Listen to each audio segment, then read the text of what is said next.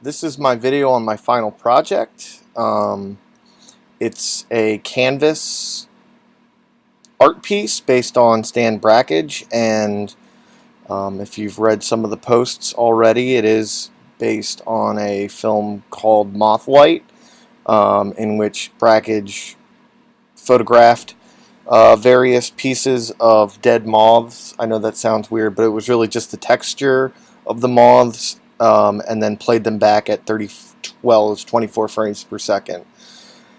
In this piece, I, during the fall, took a bunch of leaves as they change, because that's really one of the most beautiful parts about living in the Northeast, and, you know, why we have to deal with winter. And I took a bunch of leaves and I placed them on a light table and put a piece of plastic over it so that it was flat, and then photographed them. You can see the photographs here. And then I took those photographs and ran them through a, I guess, not a program, but the canvas element, so that they play back at rapid fire rate. And that gives you really cool instances of after images, and it is sort of an onslaught of images, and it's quite interesting. It loads very differently depending on where you're at, but first I'll take you through the code and then I'll show you the end result. So as you can see, it starts with the HTML and your heading, and then of course in the CSS, just a basic zero margin, zero padding. There's really nothing in this element that has anything to do with anything other than JavaScript and the canvas. So the HTML and CSS aspects are relatively little to zero. The next thing you'll see is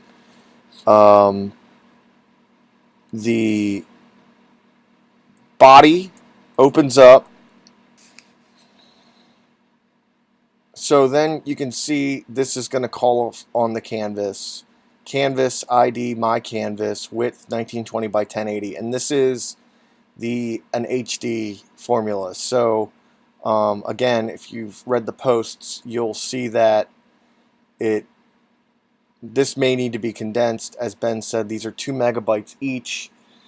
I could either make them smaller and then project them up to this size, because this is defaulting the size of the canvas, not the size of the images, although the images are sized here.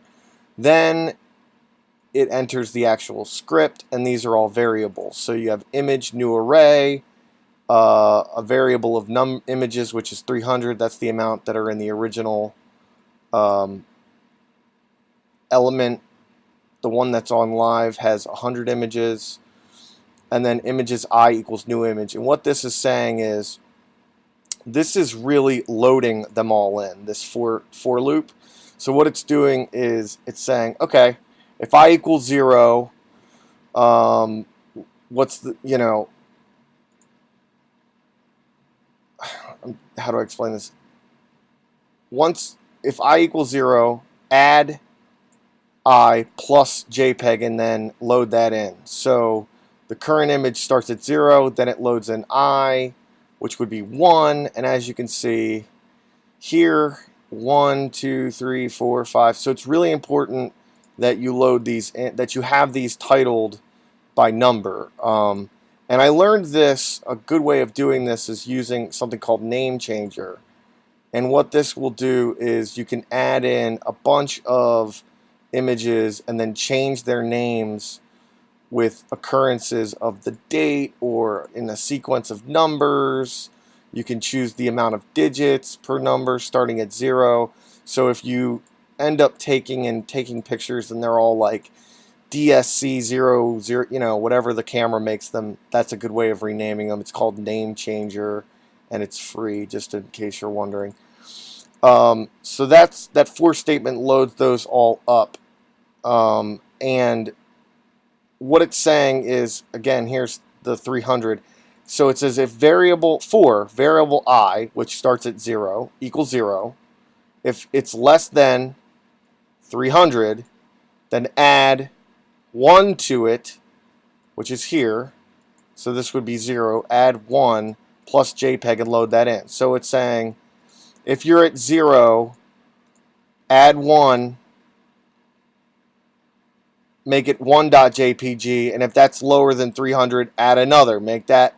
So what will happen is it will not load anything past 300. So if it were to get to 300.jpg and added 1, this loop ends because it's less than num images. And that's set here. I think I explained that correctly. So basically, this prevents it from, without this statement, it would continue to load them endlessly and crash. The current image is 0, and it loads up to 300. This is the version that is 300. The one that I uploaded live, I had to change this number to actually 100. Then we get to the setup. And then this really just calls the canvas.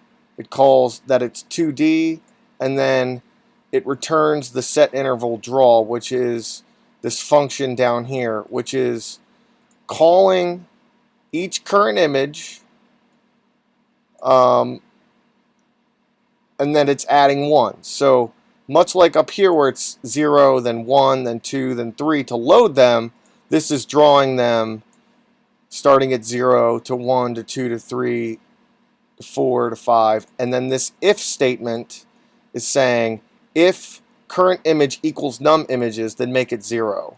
So what that's saying is if the current image is equal to 300, then make it back to 0 so it replays. And then you have to run a setup, which this was interesting. I'm a little confused, but I figured that out through troubleshooting on the web. Then you end script, body, and HTML. Is the final result without it having to load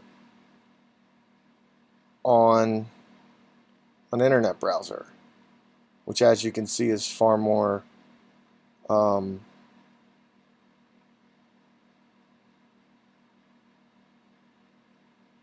fluid and interesting.